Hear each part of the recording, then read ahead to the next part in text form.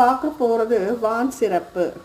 இறைவனது ஆணையால் தான் உலகம் இயங்குகிறது. உலகம் இயங்குவதற்கு உறுதுணையாக அறம், பொருள், இன்பம் என்ற மூன்றும் தழைத்தோங்க முதல் காரணமாக மழையின் சிறப்பை பற்றி பார்க்கலாம். கூறப்படும் அதிகாரம் கடவுள் வாழ்த்துக்கு அடுத்தது வான் சிறப்பு.